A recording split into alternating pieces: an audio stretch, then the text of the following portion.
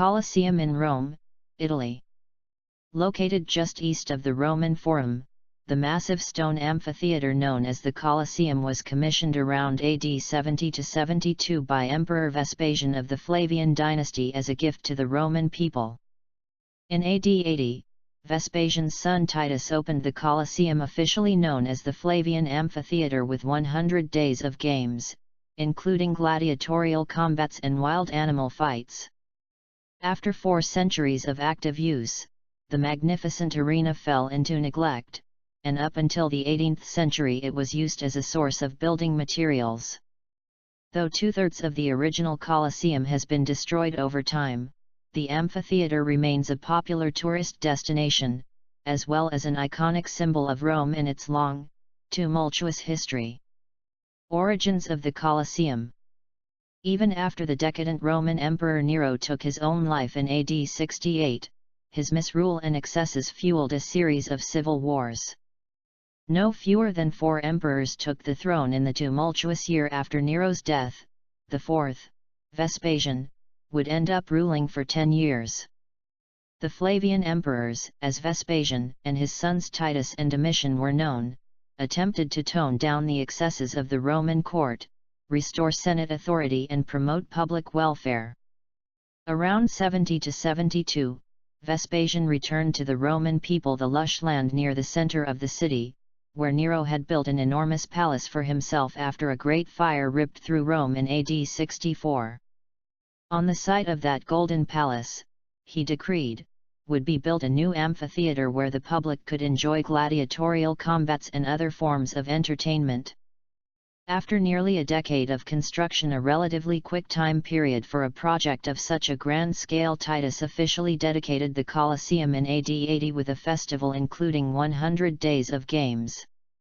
A well-loved ruler, Titus had earned his people's devotion with his handling of recovery efforts after the infamous eruption of Vesuvius in AD 79, which destroyed the towns of Herculaneum and Pompeii. The final stages of construction of the Colosseum were completed under the reign of Titus' brother and successor, Domitian. The Colosseum, a grand amphitheater. Measuring some 190 by 155 meters, the Colosseum was the largest amphitheater in the Roman world. Unlike many earlier amphitheaters, which had been dug into hillsides to provide adequate support, the Colosseum was a freestanding structure made of stone and concrete.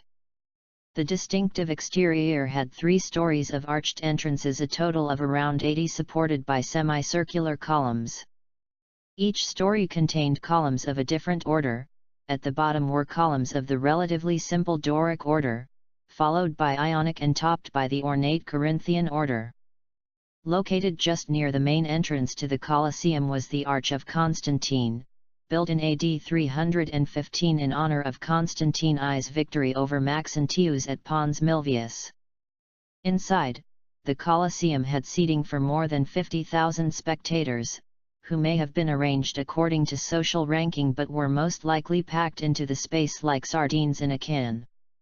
Awnings were unfurled from the top story in order to protect the audience from the hot Roman sun as they watched gladiatorial combats, hunts, wild animal fights and larger combats such as mock naval engagements put on at great expense.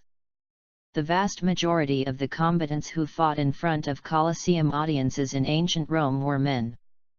Gladiators were generally slaves, condemned criminals, or prisoners of war. The Colosseum over the centuries.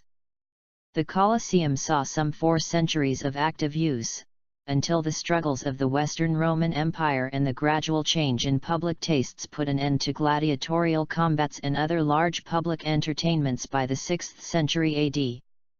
Even by that time, the arena had suffered damage due to natural phenomena such as lightning and earthquakes.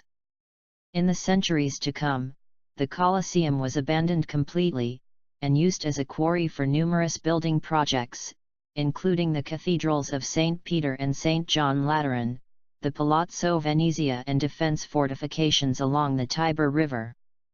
Beginning in the 18th century, however, various popes sought to conserve the arena as a sacred Christian site, though it is in fact uncertain whether early Christian martyrs met their fate in the Colosseum, as has been speculated.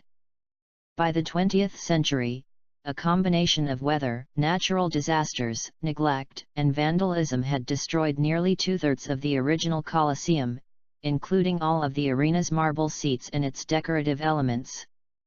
Restoration efforts began in the 1990s, and have proceeded over the years, as the Colosseum continues to be a leading attraction for tourists from all over the world. Like us and join us at Extreme Collections for more fun and knowledge.